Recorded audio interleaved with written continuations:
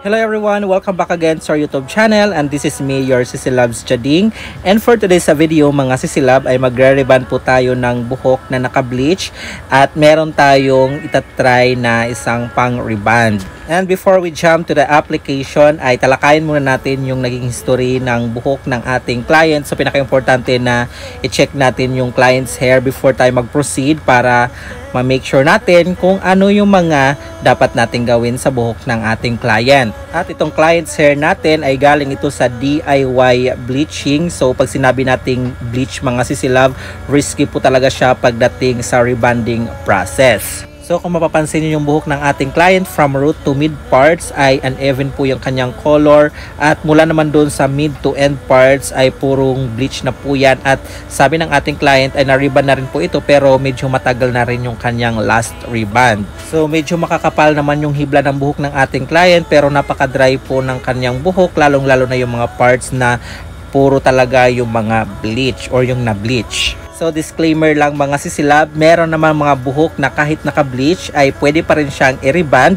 Case to case basis naman po yun. So kinakailangan ng analyzation para hindi tayo pumalpak or hindi tayo makasira ng buhok ng ating client. So kung sa tingin nyo ay hindi na kayang i-reband yung buhok, mag-utupas na po kayo. At kung hindi naman po kayong gaanong maalam or hindi kayo marunong mag-reband ng naka-bleach ang buhok, wag na pong gawin para hindi po tayo makasira ng buhok. And by the way mga Sisilab, ang gagamitin natin na pang-reband sa buhok ng ating client na naka-bleach ay itong Keraband Ultra Ionic Straight Deal Permanent 3-in-1 Express Hair Rebanding. Itong 3-in-1 na pang-reband na ito mga Sisilab ay good for bleach or sensitized hair. So yan po ang gagamitin natin ngayon, at panoorin nyo po ang buong video na to para malaman nyo kung paano po ang process na gagawin natin dito sa buhok ng ating client or kung paano yan gamitin. So pagkatapos nating ma-analyze ang buhok ng ating client ay magpo-proceed na tayo ngayon sa ating application or yung procedure na gagawin natin mga Sisilab. At kung excited na kayong makita ang gagamitin natin na pang-reband at kung paano natin ito i-transform, please keep on watching and let's get started.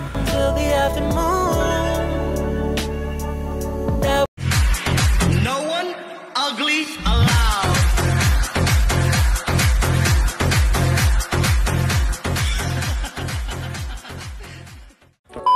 Alright mga Sisilab, after nga natin ma-analyze yung buhok ng ating client, ngayon naman po ay mag-start na tayo sa ating procedure na gagawin. So yung aking unang ginawa dito mga Sisilab ay hindi muna ako nag-proceed sa rebanding process, bagkus ay kinulayan ko muna yung buhok ng ating client. So dahil meron na nga po siyang regrowth parts at hindi pa pantay ang kanyang mga colors, so kinulayan muna natin yung pinaka regrowth parts. Hindi ko muna isinama yung bleach parts, so doon muna tayo nag-focus ngayon sa ating application ng color sa pinaka regrowth parts niya mga Sisilab. And by the way, ang ginamit ko na color dito is 0.00 or dust color mga Sisilab para mahabol lang natin yung pinaka-intense color or shades dito sa bleach part at kahit paano ay magpantay siya or ma-correct natin yung mga uneven colors. At ang ginamit ko na oxidizing cream dito sa pinaka-regrowth parts ng mga Sisilab is 9%. So tatapusin ko lang po yung application nito mga Sisilab at magpo-proceed tayo sa ating next step na gagawin. Then after natin mag-apply dito sa pinaka-regrowth parts mga Sisilab ay bababad muna natin ito for a certain time. Then i-check natin siya mamaya kung nag-develop na yung color or kumapit na yung kanyang pinaka-color sa buhok ng ating client. And by the way mga Sisilab, yung application pala ng ating hair color ay hindi muna natin siya sinagad sa anit or pinaka-roots dahil mas mabilis siyang mag-react dyan. So nag-iwan tayo ng 1/2 inch sa ating application ng ating hair color.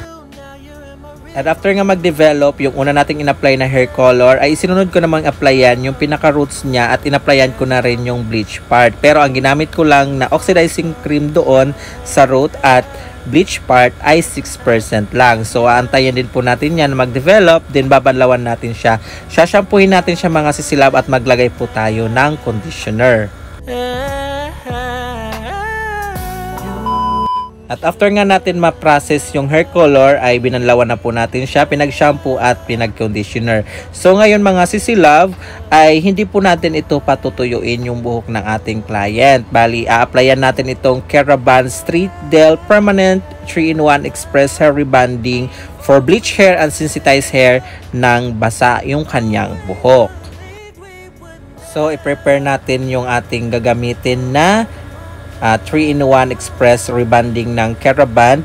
At napansin ko sa pang-rebond na ito is very sticky siya mga Sisi Love at mild lang yung kanyang amoy.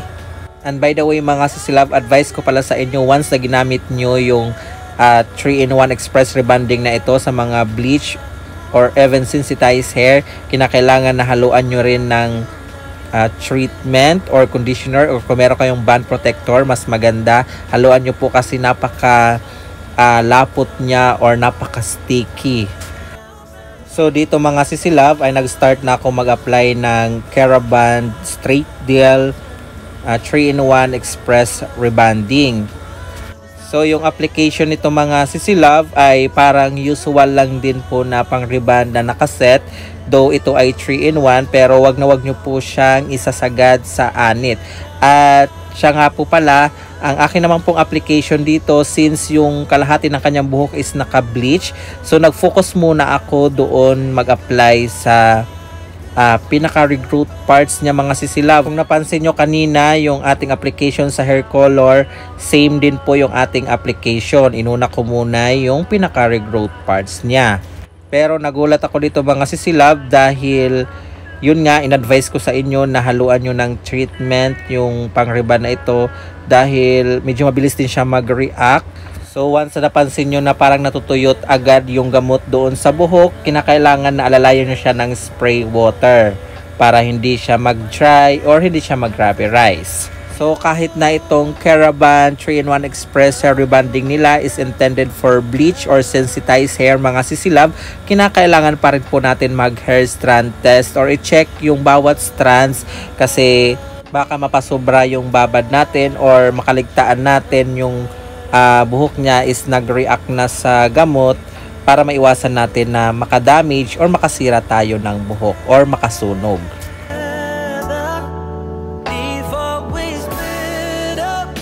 Alright mga Sisi Love, after ko mag-apply dito ay binabad ko muna siya ng 5 minutes. Then nag-strand test ako at medyo nag-i-elastic na siya. So ang ginawa ko ay binaba ko na yung gamot hanggang doon sa bleach part.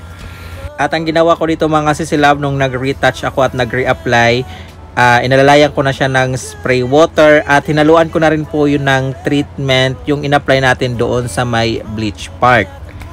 So kinakailangan na mabilis ang inyong application mga Sisi Love para hindi kayo maabutan ng pagkasunog. At para maging safe talaga siya, haluan nyo lang po ng treatment or band protector or lalayan nyo siya ng spray water para hindi po siya mag-rubberize at hindi siya masunog. So ganun lang ang gawin nyo mga Sisi Love, and tapusin ko lang po tong application natin, then next naman po natin yung ating next step na gagawin.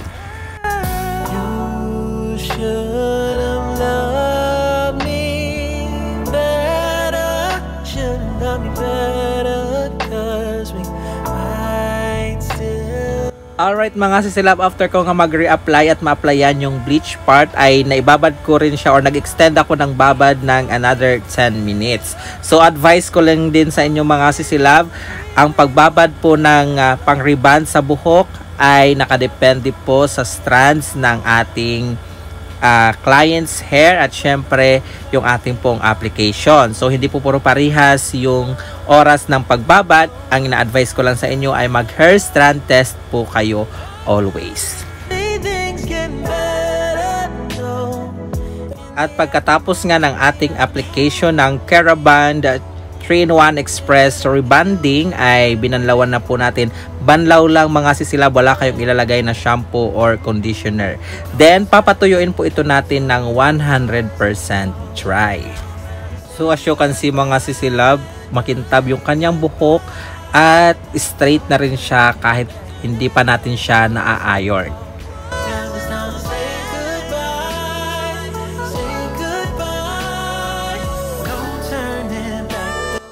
Then ito na ang kanyang itsura mga sisilab after natin siyang mapatuyo. As you can see, nag-straight na rin siya.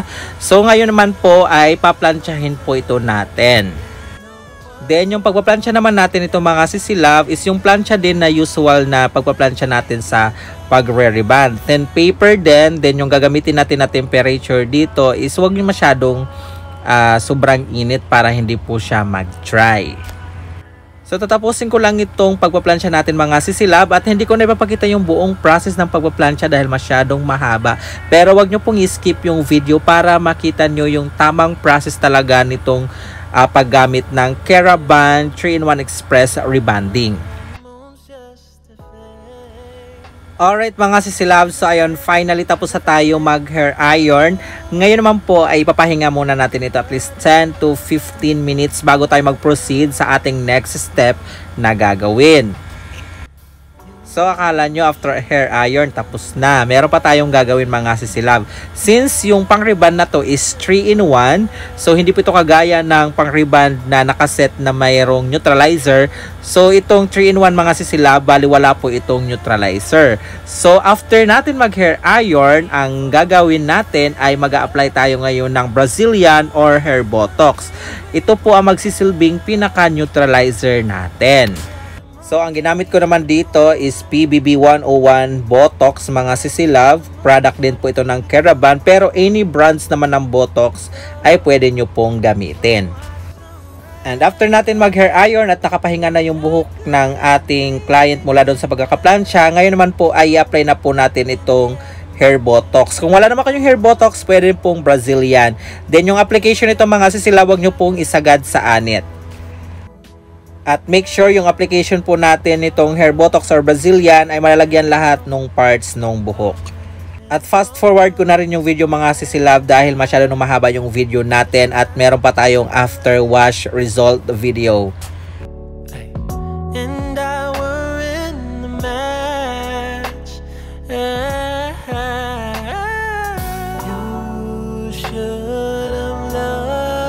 At pagkatapos natin mag-apply dito ng hair botox treatment, ay bababad natin ito for about 45 to 60 minutes. Then, babalikan natin siya para patuyuin. So, after natin siya maibabad mga sisilab, hindi na po natin siya babanlawan. Dediretso po tayo sa pagpapatuyo.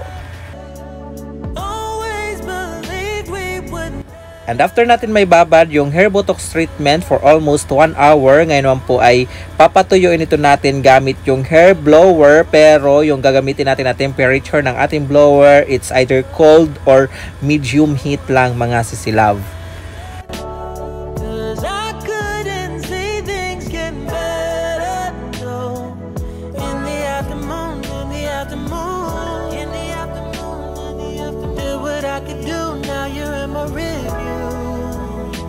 Alright mga sisilabs, ito na ang kanyang look after natin mapatuyo yung ating hair botox treatment na in-apply natin sa buhok ng ating client. As you can see, straight, smooth, and silky na ang kanyang hair. So ang gagawin natin ngayon ay papadaanan natin ito ng panghuling plancha para ma-seal yung botox treatment na in-apply natin sa buhok ng ating client. And this is also the final look mga sisilab after natin mapadaanan ng panghuling plancha. What do you think? And make sure na tapusin nyo po ang video ito dahil ilalagay ko po yung after wash result ng ginawa natin na Keraband 3-in-1 Express Rebanding. Kung ito po ba ay have or wale, and comment your thought below.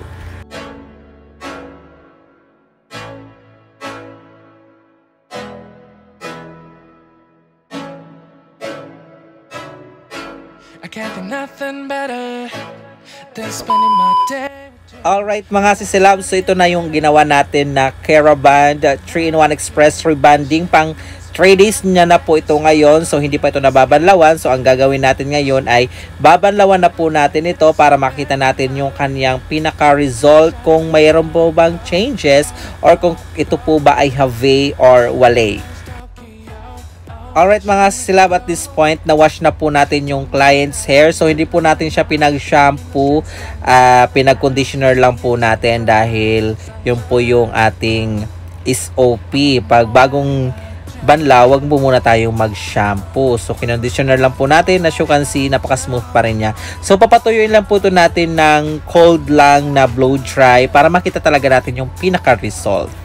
I want nobody but you.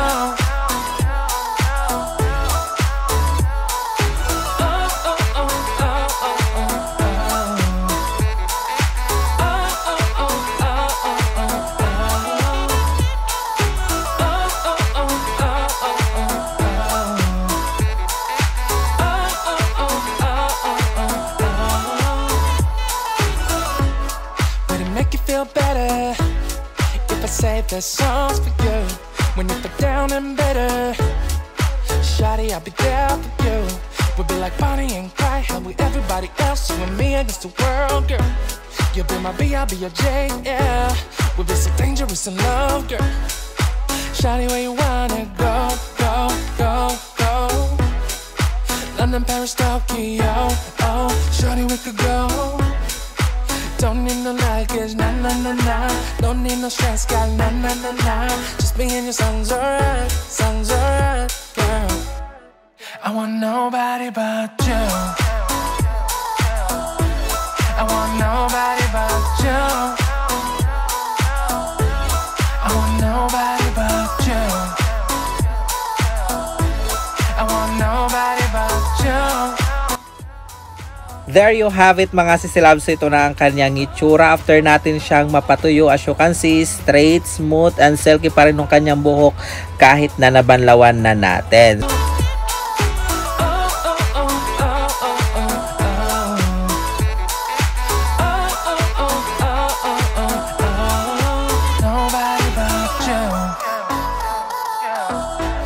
I want nobody but you.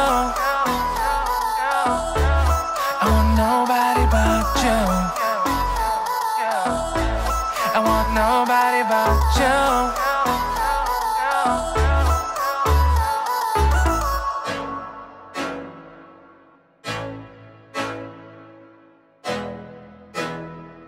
So kung interested kayo with this product, pwede nyo pong i-message or i-follow ang kanilang page, Caravan Asia Luzon, at marami pa po silang mga distributor all over the Philippines.